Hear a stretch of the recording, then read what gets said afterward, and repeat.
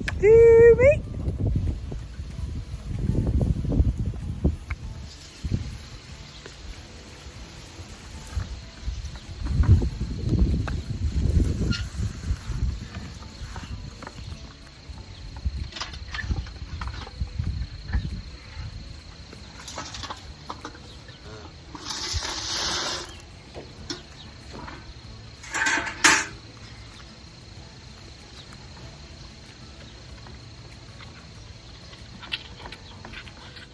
We're in the process of weaning, and he's not exactly happy about it. He's always back there headbutting everything.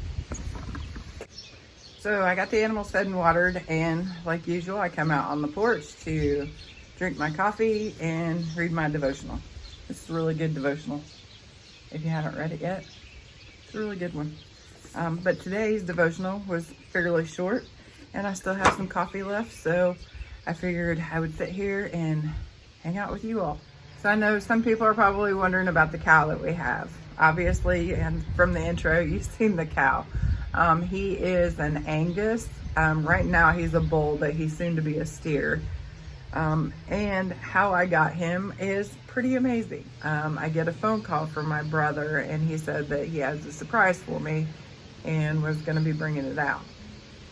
And honestly, I thought it was going to be, I kind of had an idea that my niece was coming in town, so I figured that that's what the surprise was going to be.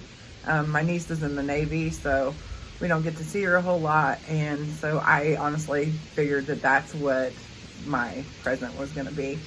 And you know, that would have been an awesome present, which he did end up bringing my niece out, so yay me. Actually, I got to see both of my nieces, but things happened, and he actually wasn't able to bring me my present at the time. So I just figured, you know, she probably had a late flight or had plans when she got here. That's honestly what I was figuring. And then he told me that he had got me a cow. Well, other things that happened when we weren't able to pick it up the next day. So we actually ended up deciding that we was going to pick it up on that Saturday. We showed you guys the video of us trying to get the pen and everything ready. Well, we went and we picked him up that Saturday. To say that he wasn't happy about it was an understatement. The guy that my brother had actually bought him from legit wrestled him. And the guy's not a huge guy. But I tell you what, those little cows, they might be little, but man, they are strong. We finally get like the halter. It wasn't actually the halter because the halter was he was too big for the halter that we had. So we ended up just using like the lead rope and tried to put it around his neck. Yeah, that wasn't happening. Just getting him into the truck was an ordeal. And then once we did get him into the truck, we're heading home. I'm not kidding you. Kenny and the guy that my brother had bought him from are in the back of the truck holding onto the cow because, you know, we don't have livestock trailers, so you do what you got to do, right? Anyway, they're in the back of the truck, and we're going, and we come to the stop sign, and it's down, like, there's a hill, and then there's a stop sign, and it's a T road. We're coming to the stop sign, and I'm driving, the brakes go out. I mean, like, there's no brakes. I'm pumping, and I'm freaking out. I just go blank. I don't even know what to do. Only thing that's going through my head is, oh Lord, please do not let another car. So I'm like legit praying that there's not another car coming because, you know, it's a T road. So if a car's coming, there's nothing I can do. So I'm freaking out about that.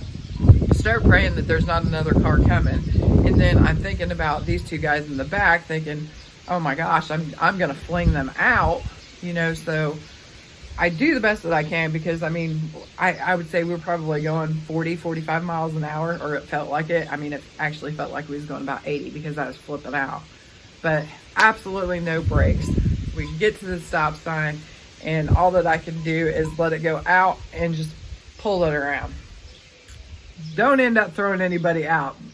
But obviously I'm freaked out, so I finally get it to slow down enough to stop it. I put it in park, and my brother is actually following us, so I'm done. Like, I'm not driving this truck, you know, and Kenny and the other guy are still holding on to the cow into the back of the truck, so me and my brother switch. My brother starts driving the death trap, which I'm now calling it the death trap, And then I'm driving the other truck. And then when my brother takes off, he comes to our road, and he had tapped the brakes, and he was like, oh, there's brakes. Well, then once he actually had to turn and he went to hit the brakes, there's no brakes. So he has to do the same thing. You know, luckily nobody was injured. The cow was not injured or anything. But it was an ordeal. Yeah, it was an ordeal. But anyways, we got him home. He's here, he's safe, he's happy. The first 2 days were pretty rough. He just kept calling and calling and calling for his friends and his mama, which obviously they're not in our field. So, but for 2 days, the only time he was quiet is if I actually just went and sat with him. So I'm hoping to get him a cow friend. I'm still trying to talk Kenny into that. But Kenny's done some work in getting the bigger pen set up, because you guys seen where we had set the runway up, which we're calling the baby pen. But Kenny's actually starting to get the lot set up, and we're hoping to get that done by next weekend. So hopefully everything goes well, but he's got to clear the fence row out, which we've had all of those storms. So there's a lot of trees that are laying out, and a fence that he's got to try to find and get back up or replace or whatever. So yeah, so now we have a very healthy, happy cow. You might notice that there's like white spots on his eye, and then like one above his little eyebrow.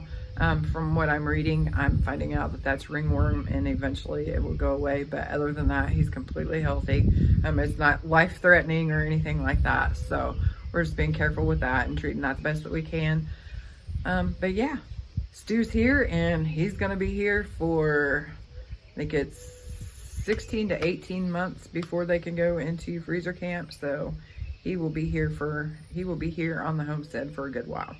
We're going to do our best to mainly grass feed him. We're talking about maybe doing paddocks through the field, because our field could use help getting the fertilizer and stuff like that. So we're not quite sure. We know the pen that we're setting up right now is going to be called basically like a sacrificial lot, but we're talking about doing separate paddocks throughout the field. That way the field will actually be getting fertilized as well. But our main goal is to mainly grass feed him. We are not completely against grain feeding. We probably will grain feed a little bit just to get a little bit more of the fat and the marbling. So yeah, those are our plans. Again, so I'm trying to wean him, which is the reason why I just left instead of talking to you guys with him there. You guys will be seeing a lot more of him, I'm sure.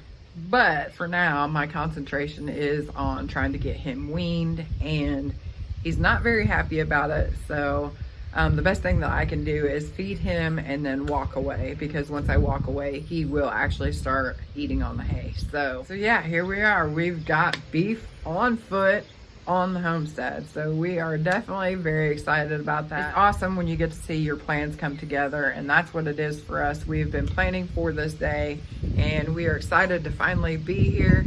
We're excited that we get to share it with you guys. Be sure to give us a thumbs up if you haven't already. Make sure you subscribe. And thank you for hanging out with us today. Be safe and God bless.